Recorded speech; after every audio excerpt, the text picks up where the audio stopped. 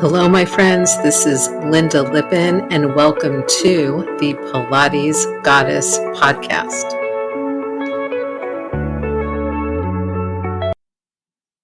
Well, hello again, everybody, and welcome back to the Pilates Goddess podcast.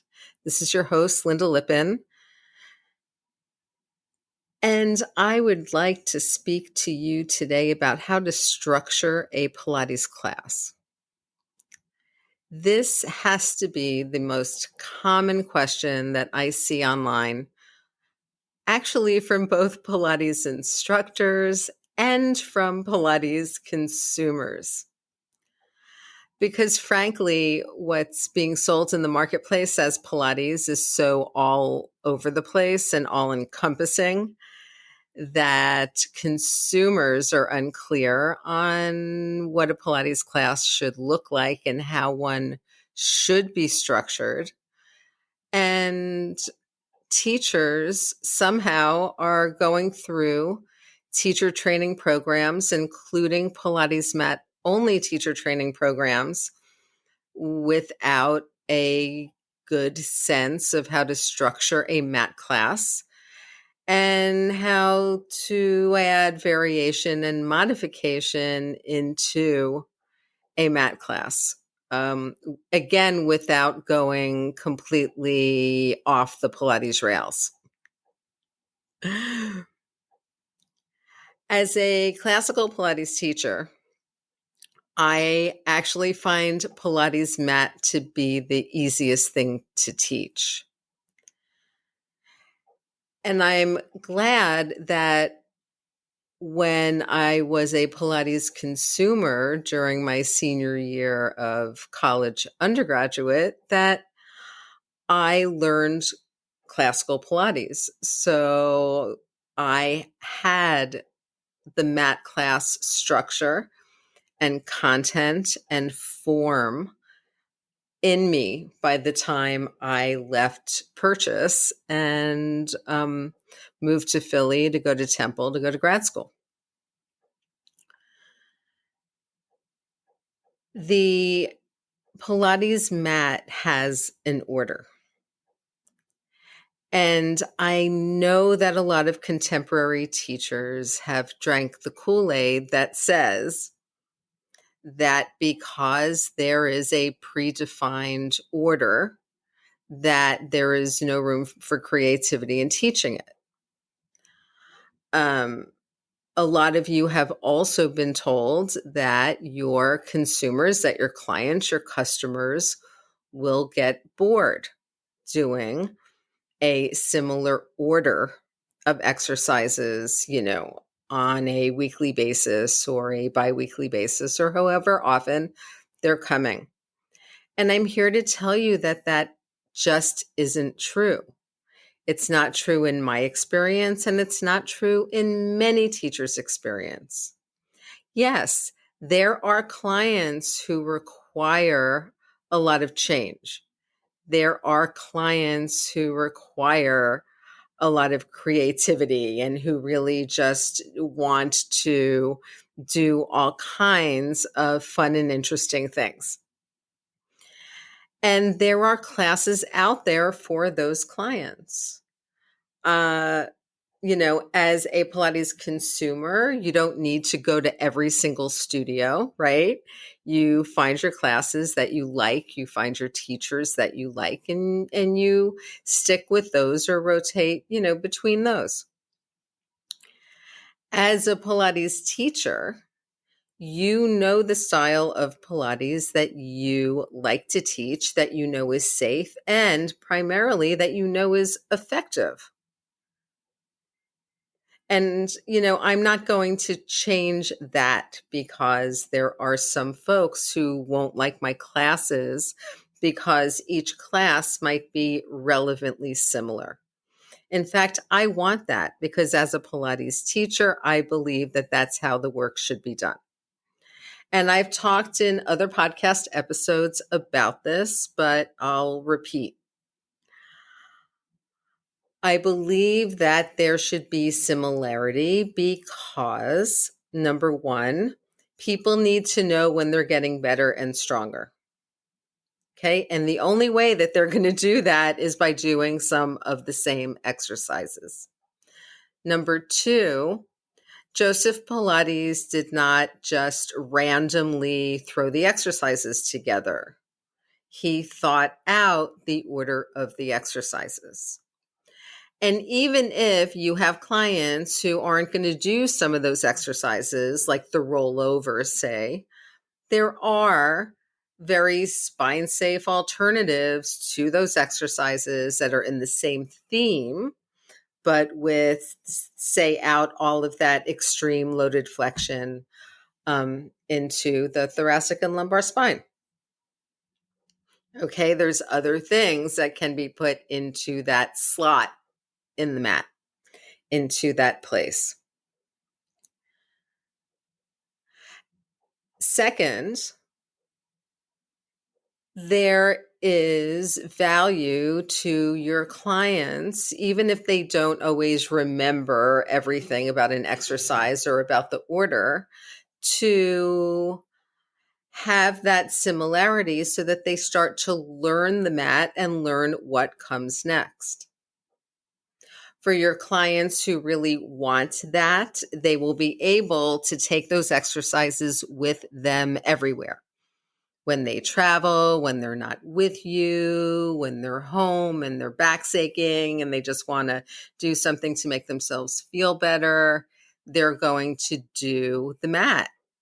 And they're going to do the exercises as you've taught those exercises to those clients. Now, here's the thing.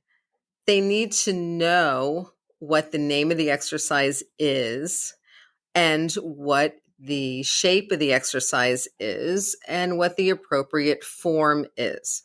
I will often talk to my clients more about what not to be using than what to be using, just so that they're very clear on where they shouldn't feel things, like in their necks or lower backs.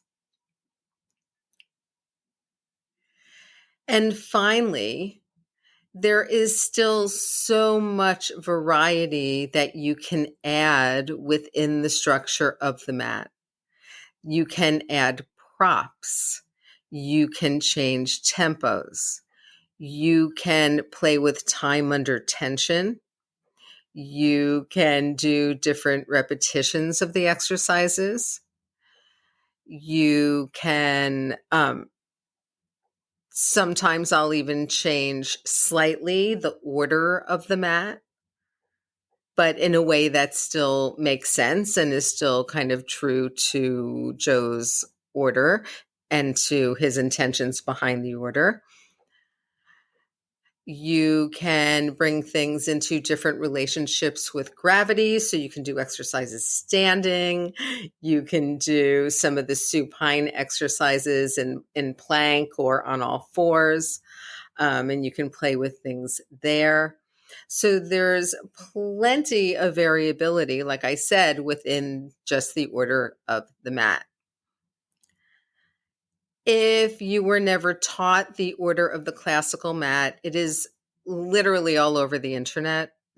If you just search classical Pilates mat, you will get a whole bunch of hits of those 34 classical exercises that make up the full mat. Now, obviously, some of them are advanced, some of them are intermediate, some of them are not suitable for beginners. But if you're already taking some classes or you're already teaching some classes, chances are you know all the exercises. You just don't necessarily know the order of the exercises and the transitions in between.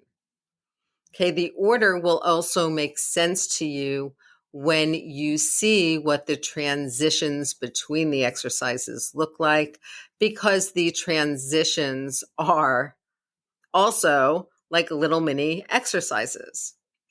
And frankly, it's the same way on the Wonder Chair. It's the same way on the Reformer, that when you're making adjustments to the spring or to positioning, you are doing it sometimes almost mid-exercise or in between, but staying, say, on the box and staying with the handles in your hands and dipping down and changing springs. Okay.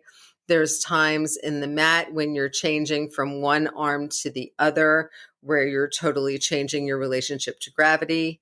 And, these things can be a little bit intense. So it's learning the exercises, learning the order of the exercises, learning the transitions between the exercises. And even just with that, you have tons to work on. Okay. And then you can add. And that's, again, when you play with your tempo, when you play with props, when you play with other additions. As a consumer, you also want to be looking at that continuity in the classes. Even without wanting to necessarily, or without thinking about it, you should be getting a little bit comfortable with what the Pilates exercise order looks like. I'm always amazed, actually, when new people come to my Pilates apparatus classes. And this happens a lot because some slots for my classes are on ClassPass. And when people come in, they often have an expectation that they've gotten from other kinds of Pilates studios. So, for example, they'll ask me why there's no music. And interestingly enough, they'll often ask me why there's no music after we've just gone through like some really difficult exercise or difficult transition where people have commented how if they weren't really paying attention and listening to me and following my cues and working their upper body at the same time as their lower body, like for leg springs on the tower, that, they could feel that they could get hurt or that, things could go south. And then right after that, they'll ask me, why we're not playing Britney in the background. And I'll often just look at them and say, did you listen to what you just said both times? Because first you commented on how difficult something was and how important it was for you to be focused. And then you asked why there wasn't pop music playing in the background. And these things don't go together. So it's really important in Pilates. And frankly, unless you're doing dance cardio, it's pretty important to be focused on your form when you're exercising, whether you're strength training, whether it's Pilates, whether it's yoga or some other kind of class.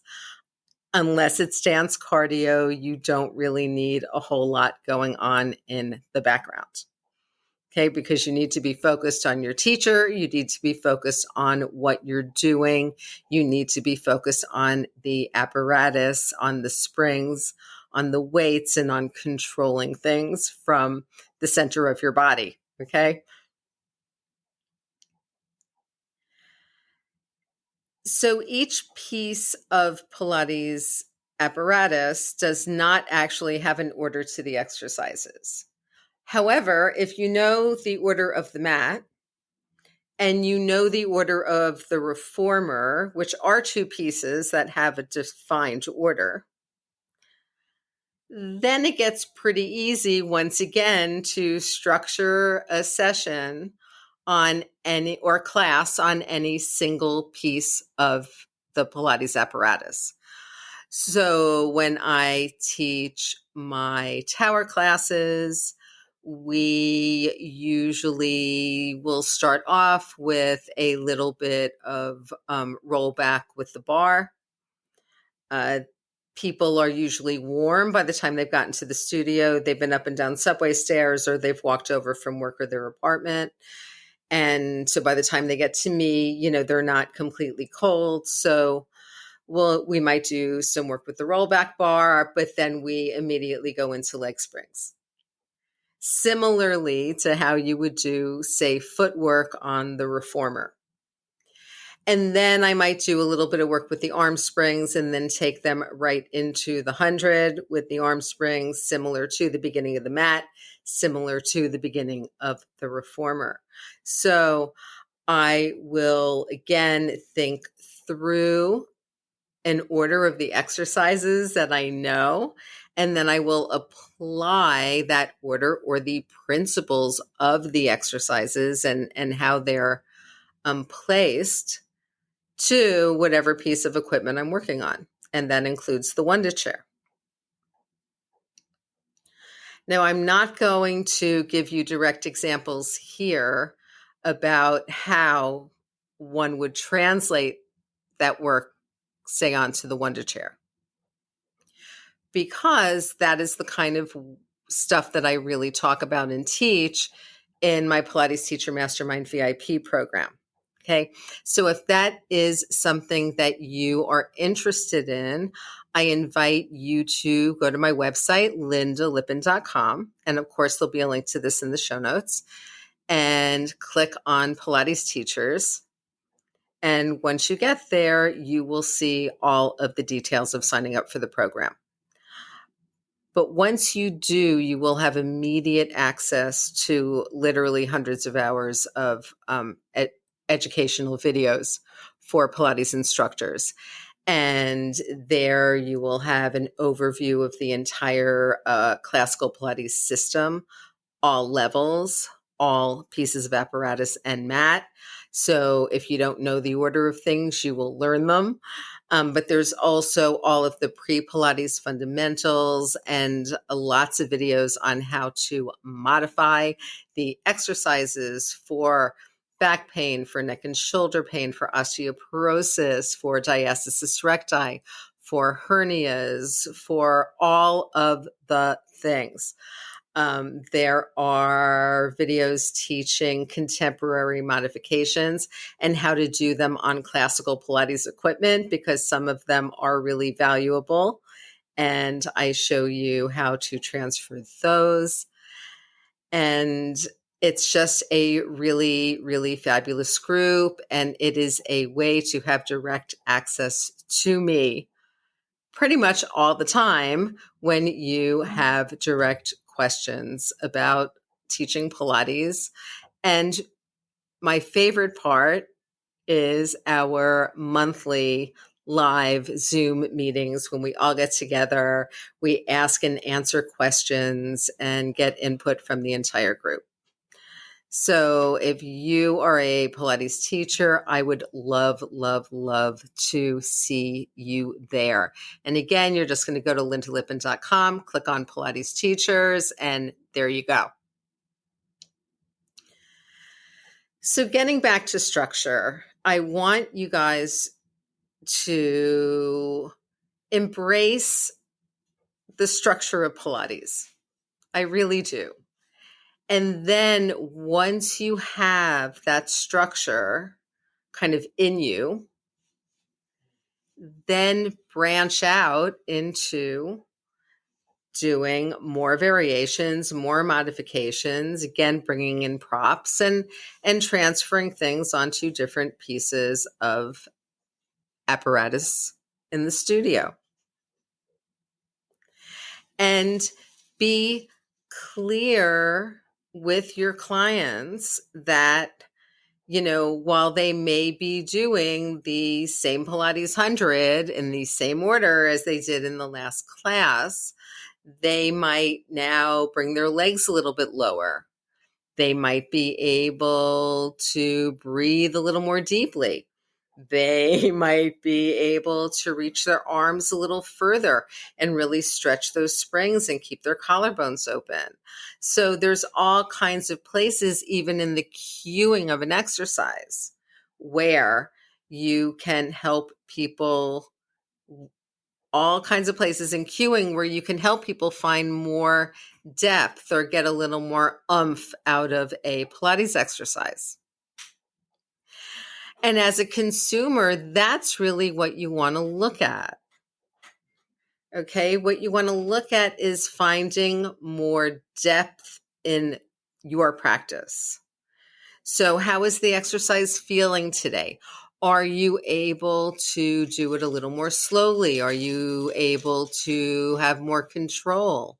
Are you able to go faster with more control? Whatever that looks like on a given session or class on a given day, you can have that focus, and then you can see how you're progressing and how you are getting stronger and doing better in the work. And if you're, just kind of getting scattered classes and getting scattered cues and getting scattered approaches, you may just have a sense that Pilates is just another one of the workouts that you do on a weekly basis, along with your boot camps and your F45s and whatever else, and not that Pilates has a specific skill set, a specific order, a specific depth, and that within that you could just be focused on how your body's working, how you're functioning, how you're feeling, and how you're getting better within doing Pilates, instead of just kind of flailing around because you're just viewing it as, another workout, another day, another workout. All right. I am done with my ranting. So, as always, thank you so, so much for spending some of your time this week with me. And if you love the podcast, I would really appreciate it if you would go to Apple Podcasts and leave a rating and a written review. You can also leave a rating on Spotify, on Podchaser, and on my pod page, and links are in the show notes. I will talk to you next time. Bye. Thank you so much for listening to the Pilates Goddess podcast. Music brought to you by Nerd Salad. Please leave a review on Apple Podcasts, especially if you liked it. And please like, share, and subscribe wherever you listen to your podcasts. Thanks.